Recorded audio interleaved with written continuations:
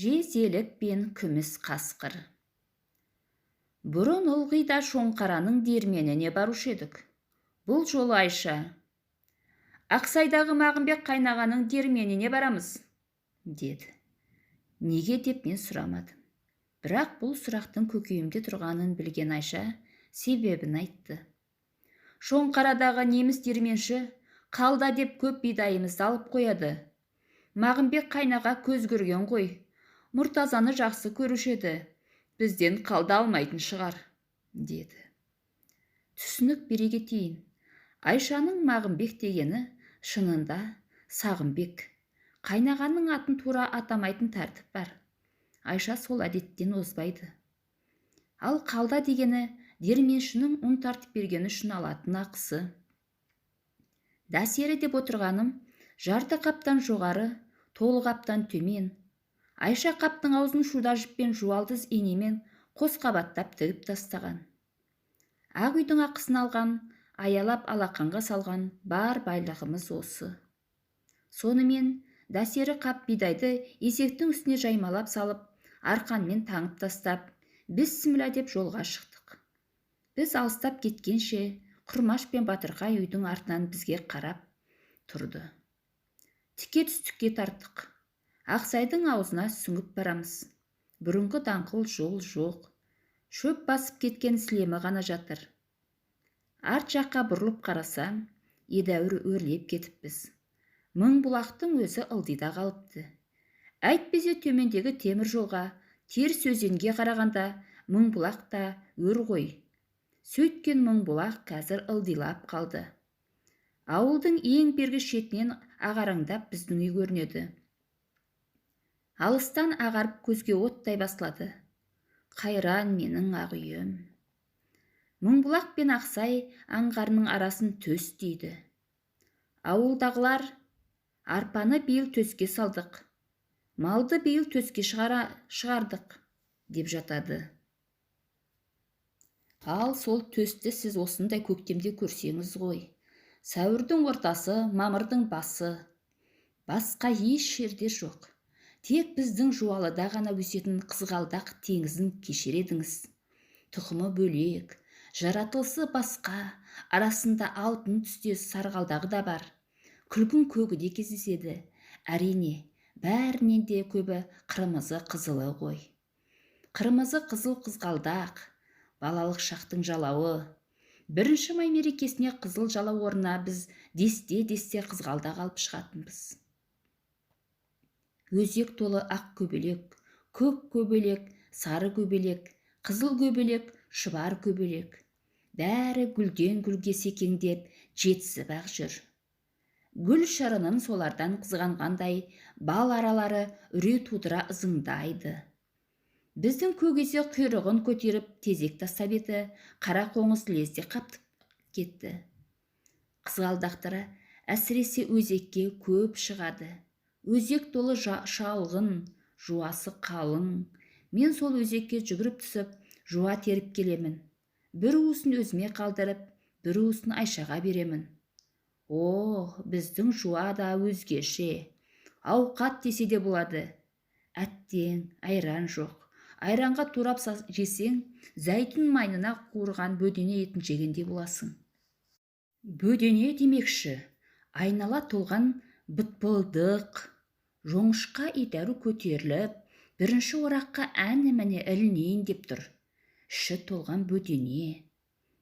Қоразы мен мекиені кезек-кезек сайрайды. Сірә, махаббат маусымы болар. Бірақ менің уайымым, бұл бөденелер махаббатқа мас болып, ақырын ойламай ма деп қаламын. Ақырын ойласа, мына жоңышқаның ішіне жұмыртқа салып, балапан баспау керек қой. Әйтпесе ертең есен мылқау мен қазы шұбарат жеккен косилкамен жоңышқаны жапыра орғанда, бөдене сорлының не балапаны, не жұмыртқасы пышаққа түсіп қалмай ма? Мен осыны уайымдаймын. Ал бөденелердің ойында ондай уайым жоқ. Мәз-мейрам, шетінен мас. Ауылдан көп алыстап кетсек те, мұнда да қайқаңдап ұшып қарлығаш жүр. Балапан үшін, қу тамақ үшін бармайтын жері, баспайтын тауы жоқ. Көк есек көзін жұмып, мыртыңдай басып кібіртіктеп келеді. Өр ғой, өрге қарай жүру қиын. Айша ыңылдап ән салған сияқты. Мен анда-санда жүгіріп, біресе жуа теріп, біресе жауқазын қазып, қызығып кетіп, қызғалдақ жұлып жүрмін.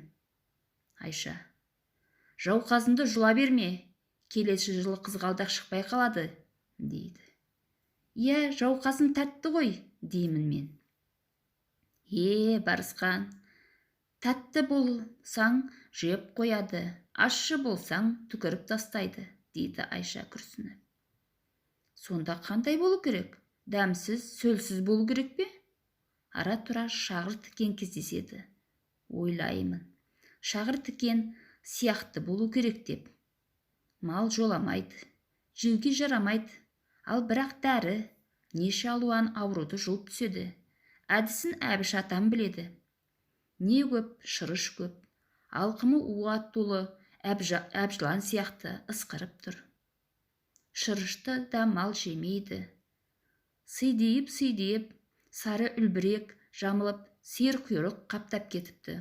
Бұл енді сайрауық сары торғай қонатын тұрақ болудан басқаға жарамайды. Көп дегенде қурағанда отын болар. Аяғымды шеттік тікен жырып қанатады. Біздің аяқ жалаң аяқ. Өзі қанайды, өзі тыйылады. Әлпештеп жатқан ешкім жоқ.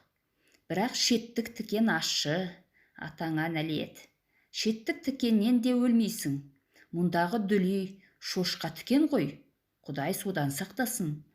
Кіргенде кір шете қалады ғой. Табанын жалаған күші құсап, қаңсылап қаласың. Мақтаған төсінің бәрін тікен басып кеткен бе? Немене деп қалмаңыз. Жаныма батқан соң айтамын. Әйтпесе төстің мамықтай жұмсақ жерлері де көп.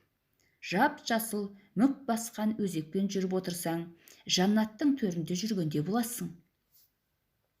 Айша ыңылдайды. Көк есек пысқырынады. Келе жатқан бетіміз Ақсайдың аузы. Кенет Айша: әй, Барысқан, деді. Не? Сен осы келе жатқан төсіміз бір кездегі Бердімбет бабаңның жайлауы екенін білесің бе? Әй, қайдан білейін? Колхоздікі дейді ғой. Колхоз кейін болды ғой. Бұрын анау кереге тас, сонау үңгір тас, мына төс бәрі бабаңдікі болатын. Мұндағыға дейін, кәмпеске келгенге дейін біз де жайлауға шығып, ақ үй тігетінбіз. Өз жайлауына қонып, өзінің ақ отауын тіккен сенде де арман жоқ, Айша. Мына мен не көрдім, атасына нәлет.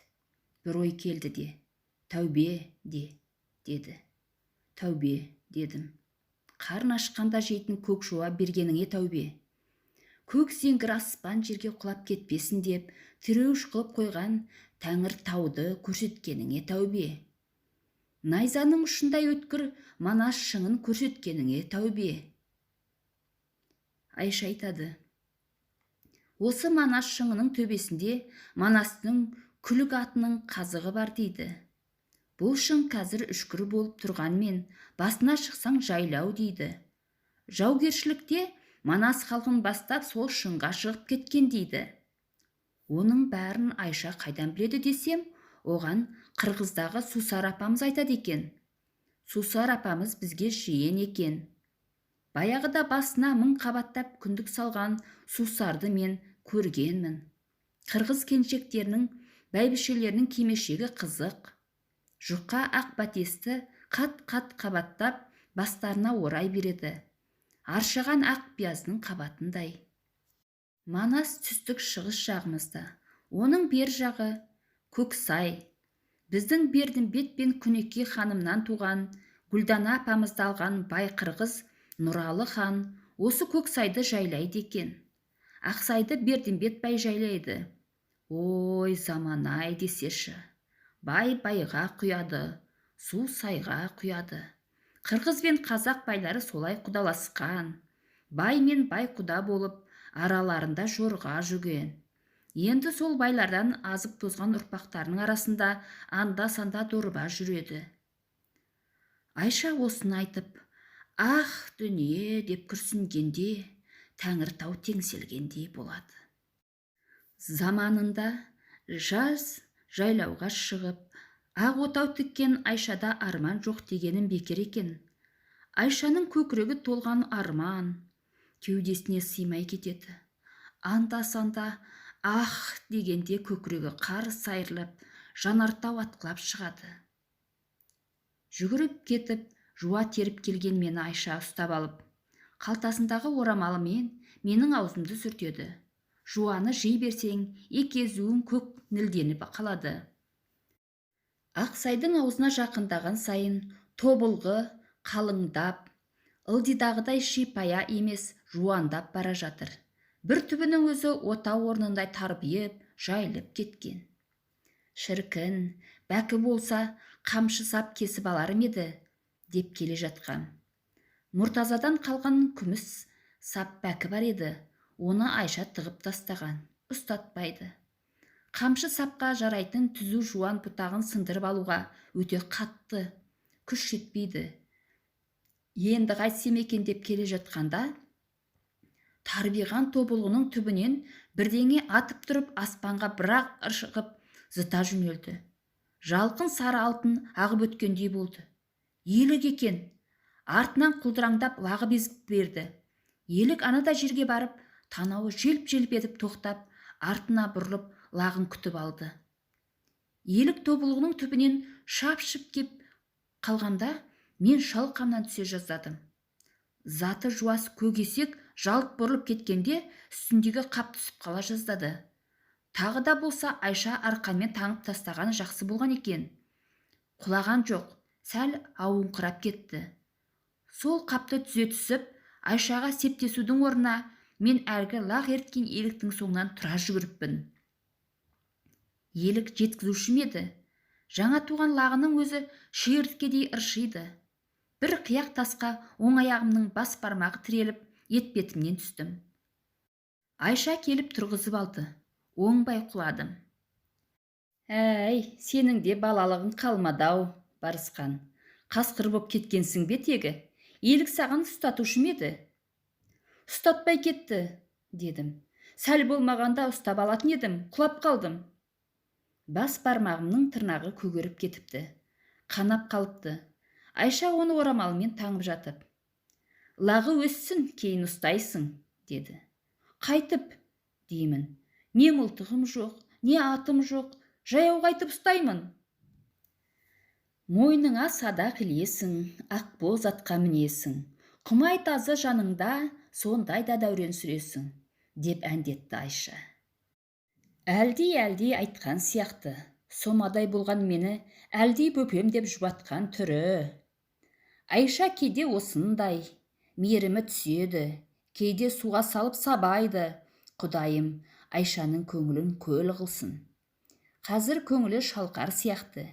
Мүмкін төскейдің арша сасыған жұпар ауасы, әуедегі бозторғайдың шырылы, бөдененің бытпылдағы, сары торғайдың сарнау ғаны, бәрі Айшаға Алланың рақым шапағатын мол себелеген шығар.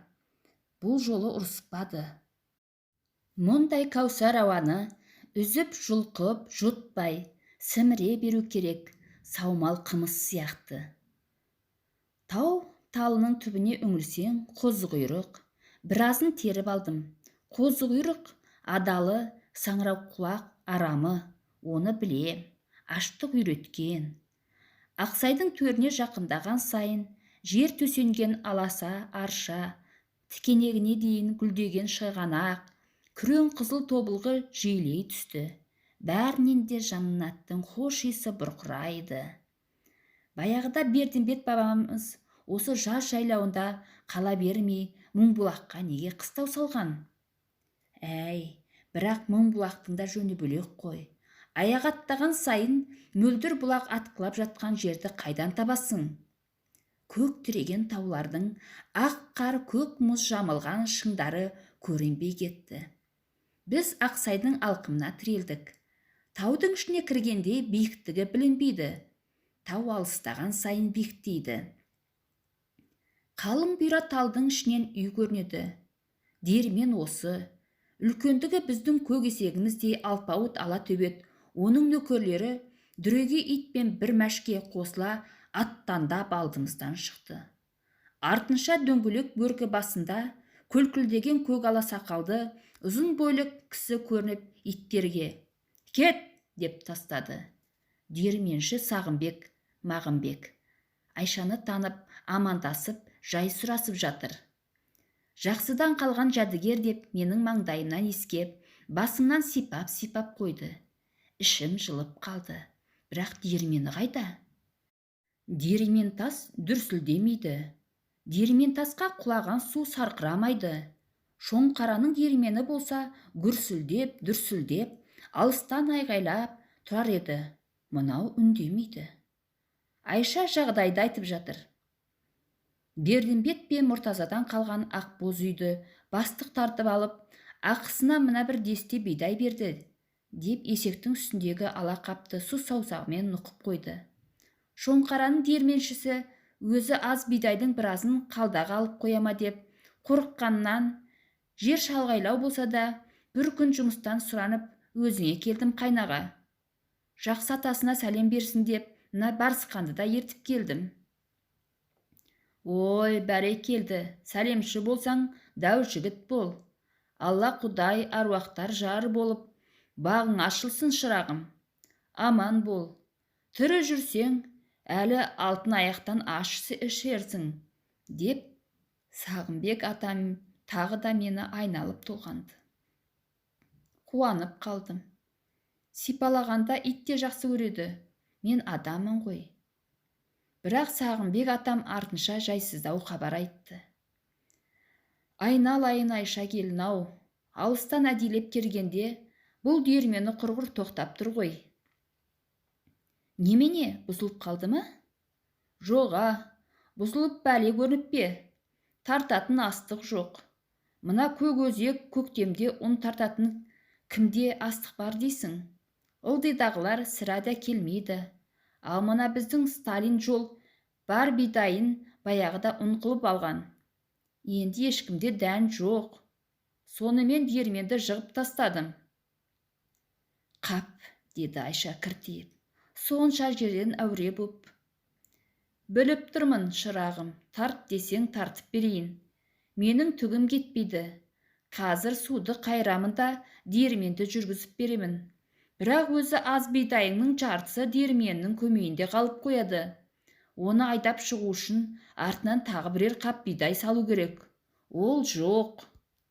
Көңілсіз әңгіме үзіліп қалғанда, дарбазаның алдында жеміздеп құрқылдап жүрген 2-3 тауықтың үні естілді. Сонда менің көз алдыма Шоңқара диірмені келді. Оның айдың суында неміс диірменшісінің үйрек қаздары қаптап жүреді. Ауласында тұмсығы салбыраған түйе, тауықтар, шыңғырған торайлар, қорсылдаған мегежіндер. Ал мұнда болса 2-3 тауық жем таба алмай шұрқырайды. Қазақтың тауығына дейін ебедейсіз бе? Былайырақ көгалға шықса, құрт-құмырсқа, шұбалшын, көбелек деген қаптап жүрген жоқ па? Соны теріп жесе қайтеді? Ол үшін жүгіру керек. Көбелек оңайлықпен ұстатпайды. Кенет Сағымбек атам қалбалақтап. Ойбу, бұл не боп бара жатырмыз? Деді жалпақ алақанымен санын бір салып қалып. Үйге жүр, дегенді ұмытып кетіппін ғой. Ай, келін, ау, барысқан, балам, кәне үйге жүріңдер, үйге кіріңдер, деп дөң қабақта тұрған тоқал тамға қарай жол бастады. Белі босасын деп, есектің үстіндегі қапты жерге түсіріп қойдық. Диірменшінің үйіне кіріп шай іштік. Бәйбіше үндемейтін бір тоға кісі екен. Әлде тауда жалғыз үй тұрғандығынан кейін сөйлесетін ешкім болмай, адам кісі киік боп қалама екен. Осыдан шамада 2-3 шақырым батысқа қарай шағын ауылда бар. Оларды Ақсай Құлый немесе Адыр Құлый деп атайды. Жаңаша Сталин жол колхозы дейді. Адыр болатыны шетінен боза салады. Тары боза, арақ емес, бірақ шараптан жырақ емес. онша-мұнша шарап құрлы шамасы бар. Әрі тамақ, әрі сусын, әрі шарап орнына жүреді. Оған тойып алған ақсай құлилар адыр болмағанда қайтеді. Үндемес бәйбіше шайдан кейін бізге бір-бір зерен тостаған боза ұсынды. Жалғыз үй отырып бұлар да боза салады екен. Аузыма бір жұтым қымыз яки бір қасық боза тисе болды, бет аузым алаулап шыға келеді. Келін айналайын, Айша, деді Сағымбек, айыпты адамдай үні бәсеңдеп. Бидайды тартып бермегеніме өкпелеме. Айттым ғой себебін. Ал егер біле білсең, деді, бір құпия сыр ашатын адамша. Бидайыңды дау диірменге тартқызба. Үйіңде қол диірмен бар ма? 2-3 үй бір қол диірмен бар ғой, деді Айша. Сол қол диірмен жақсы. Үлкен диірмен қанша айтқанмен бидайды күйдіріп жібереді, маңызын кетіреді. Ал қол диірменге тартқан ұн мен су диірменге тартқан ұнның нанын салыстырып көрші. Біз өзіміз су диірменші бола тұра, нанды сол қол диірменнің ұнынан пісіреміз. Сұрашы мына жеңгеңнен, деп бәйбішесіне қарап қойды. Бәйбішесі қиғаштап отырып, рас қой, дей салды. Ендігі айтарым, баяғыда сол Борандының базарында балаларға бір киім-кешек сатып алайын деп тұрғанымда, ақшам жетпей қалып, Құдай тілеуіңді бергір, Мұртаза кездесе кетіп, содан 50 сом қарыз алып едім. Ой, ол кездегі 50 сом қайда? Көп ақша ғой. Сол қарыз мойнымда әрі сүйретіліп жүр. Жаның жәннатта болғыр, Мұртазаның өзі жоқ енді. Құдай айдап мына баласы барысқан келді. Әлгі қарызымды қайтарғаным болсын. Бір дәсері қаптары берейін, соны ала кетіңдер, деді. Бір жағы барысқанға кигізген костюм шалбарым болсын. Баяғы кез болса астына тай мінгізетін ақ жөнім бар еді. Қайтейін, қол қысқалау. Көк есектің жүгі сөйтіп екесі ауырлады. Белі майсыңқырап, мықшиып қалды. Айша Сағымбек атам екеуі 2 қапты айқастыра салып, аларқамен айқыш-ұйқыш мықтап таңып тастады. Ылдиға қарай жол жеңіл болады, әлі-ақ барып қаласыңдар, деді Сағымбек шал бізді шығарып салып тұрып. Алып тасауымыздың іші лезде күңгірт тартты. Кеш болып қалған екен-ау десем, тасауымыздан шыққан соң қарасам, күн әлі ерте сияқты. Тек аспанды үлпілдек ұшпа бұлттар қаптап кетіпті. Күн еңкейген сәтте, алыстағы Қошқарата, Боралдай, Құлан тауларының етегіне қонақтаған бұлттар ғажайып қызғылтым қызыл күлгін бояуға малынады. Артыма бұрылып Тәңіртауға қарап едім. Дүние әлем жанартаудан жаңа жаратылғандай алып айдаһар жалындап жатыр екен. Жанартаудың жалыны бізді де шарпып өртеп жібергендей бір түрлі үрейлі екен. Жағрапиядан сабақ беретін мұғалім, дүниеде Гималайдан биік тау жоқ дейді. Мен сенбеймін, дүниеде Тәңіртаудан заңғары жоқ. Мықты болса Гималайға Тәңірінің атын неге бермеген? Батыста жабағылы тұсында қан қызыл күн ұясына батып бар жатқанда, шығыстан құп-қу болып өңі қашып қураған ай көрінеді. Күннің батып бар жатқанына күйзелгендей, үн-түнсіз іштен күңіренгендей қалпы бар. Аспандағы қан күзіл рең бірте-бірте жұмсарып, қызғылтым шәй орамалдар желбірейді. Боралдайдың ұзын тұра, қысқа тұра тұсына көзім түсіп еді, таңғалғаннан даусым шығып кетті. Не? Деді Айша маған бұрылып, саусағымды шошайтып. Сталин, деппін. Астапыралла, деп Айша жағасын ұстады. Сәлден соң Сталин бейнесі бұзылып, бұлт ыдырап кетті. Оның есесіне бірте-бірте жез елік пайда бола бастады. Жез лағы тағы бар. Шапшып шауып барады. Соңына күміс қасқыр түсті. Төк түсінсем бұйырмасын. Әлгі қасқыр өзім екенмін деймін. Түсім ғой десем, есектің үстіндегі қаптың түбінен ұстап жүріп келе жатырмын. Оллахи биллахи, мен. Бірақ мына есектің үстіндегі қаптан ұстап, Айшамен қатар жүріп келе жатқаным тағы ақиқат. Қасқыр да мен де мен. Екі бөлекпін. Жерде де келе жатырмын, аспанда да елік қуып барамын. Миым шатасып кетті. Үйге қалай келіп қалғанымызды да білмеймін. Үйге кіре бергенімде артыма бұрылып қарап едім. Күміс қасқыр шоңғардың бұзылған ескі үйінің орнында шоқиып отыр екен. «Неғып тұрсың?» деді Айша. «Қапты көтерісіп жібер». Одан арғысы есімде жоқ. Мен ес-түссіз 3 күн ауырып жатыппын.